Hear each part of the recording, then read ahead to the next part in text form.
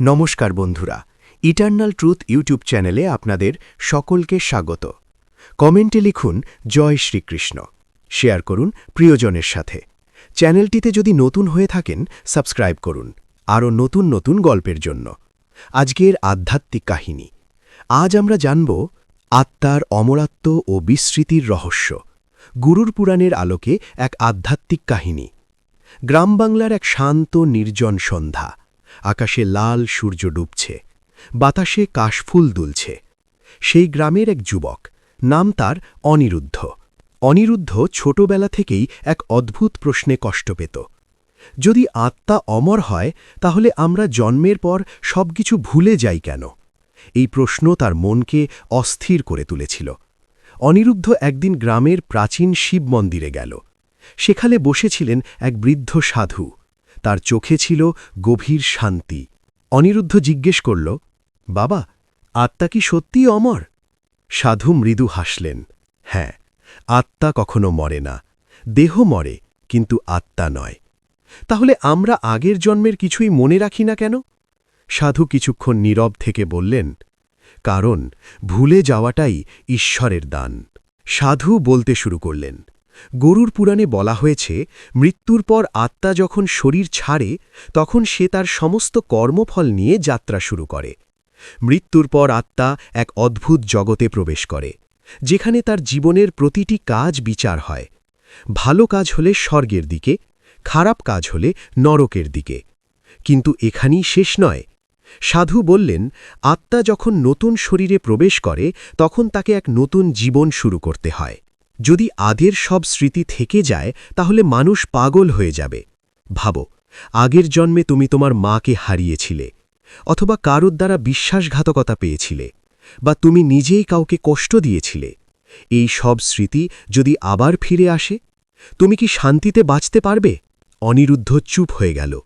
সাধু বললেন, ভুলে যাওয়া মানে হারিয়ে যাওয়া নয়। সব কিছু আত্মার গভীরে থাকে। এই স্মৃতিগুলোই হয়ে ওঠে অজানা ভয়, হঠাৎ ভালো লাগা, অকারণ টান বা বিরক্তি, যাকে আমরা বলি সংস্কার। সেই রাতে অনিরুদ্ধ এক অদ্ভুত স্বপ্ন দেখল। সে দেখল সে এক যোদ্ধা, যুদ্ধক্ষেত্রে লড়ছে। তার সামনে এক বন্ধু তাকে বিশ্বাসঘাতকতা করল। তারপর দৃশ্য বদলে গেল। সে এক দরিদ্র কৃষক, কষ্টে জীবন কাটাচ্ছে।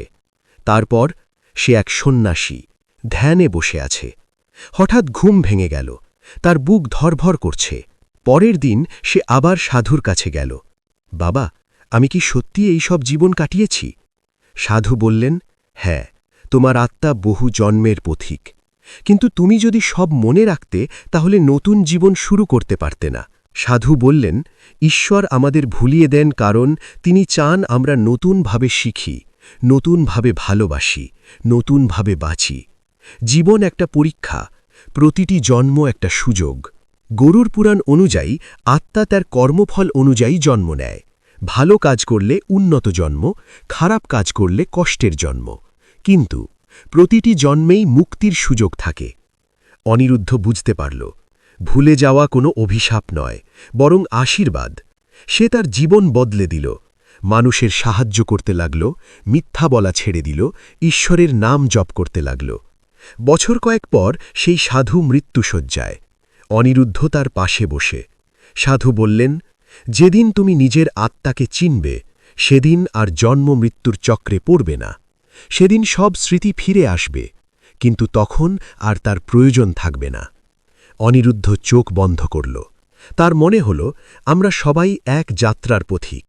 আমরা ভুলে যাই, কিন্তু হারাই না। আমাদের আত্মা সব জানে, শুধু আমরা জানি না। আত্মা অমর। স্মৃতি মুছে যাওয়া ঈশ্বরের দয়া। জীবন একটি নতুন সুযোগ। কর্মই ভবিষ্যৎ নির্ধারণ করে। আত্মাকে চিনলেই মুক্তি।